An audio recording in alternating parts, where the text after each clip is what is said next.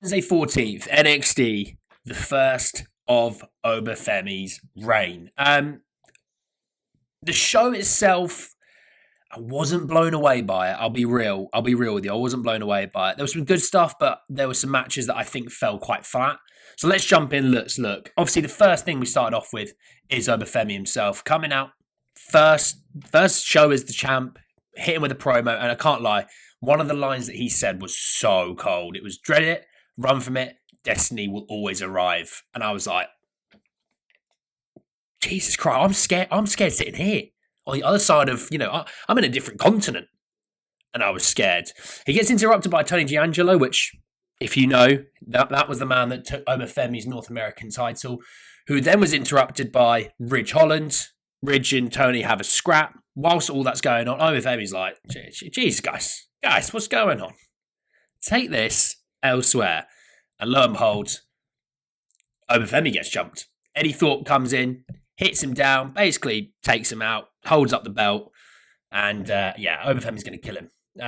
He's going to kill him. The first match of the night was Stephanie Vaquer versus Shotzi for a number one contenders match for the Women's North American Championship. To my surprise, Shotzi won this.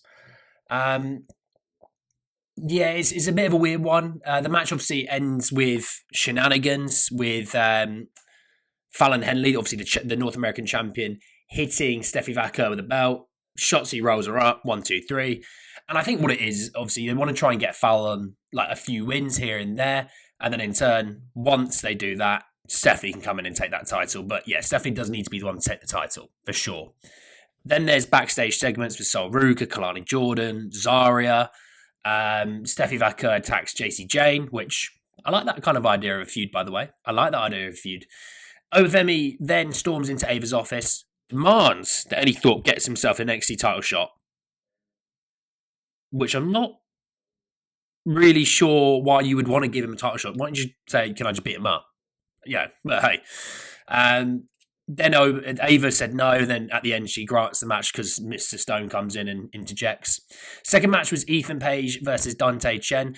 I actually like this match because I like the character arc of Ethan Page right now. You know, this aggressive, this evil character who manipulates you from just watching.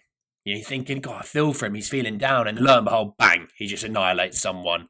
So he wins this match, obviously takes out Dante. Then Javon runs down to the ring, ambushes Ethan, and then gets a few strikes on him.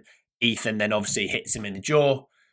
And then as he's down, I quite like it. He was like, give me a smile. Give me a smile. Obviously, you know, there is some jaw and mouth issues for Javon at the moment. So I love that bit. I did love that bit. There's more backstage segments. Sean Spears, Ashante. There's a Julia vignette.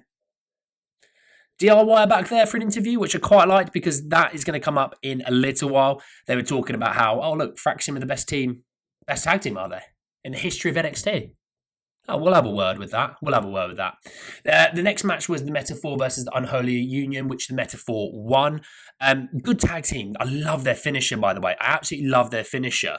My concern is the Unholy Union were women's tag team champions not long ago, and now they are not even in the number one contender spot for the women's NXT tag team championships. So that's a bit of a downfall.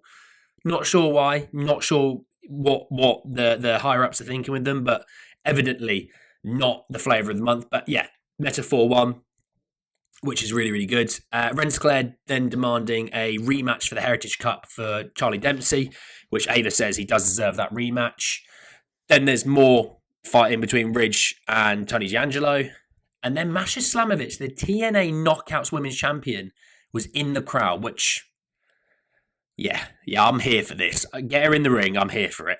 Great Women's Champion. Obviously, knowing what's going to be coming around the corner for the women's division shortly with Jordan Grace coming in, because she's going to be coming to WWE, nothing wrong with seeing more of some of the TNA's women's division, which is such a good division.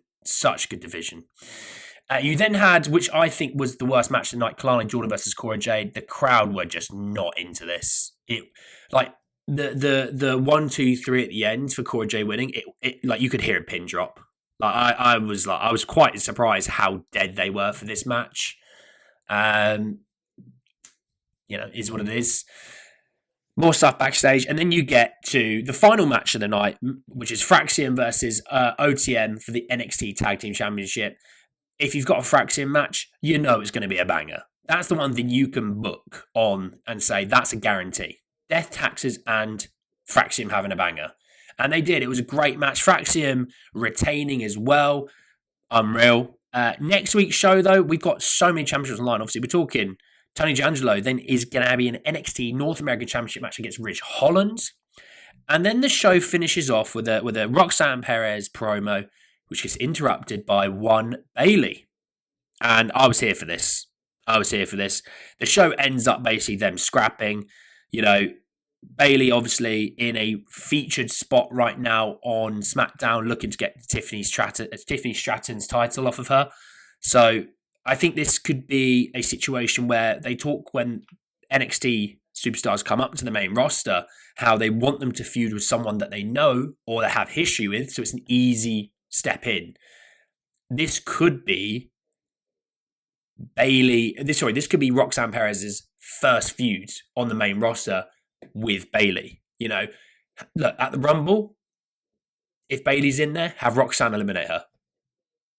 Perfect. Absolutely perfect. It sets up the feud long term. So, all in all, there was some good stuff on the show.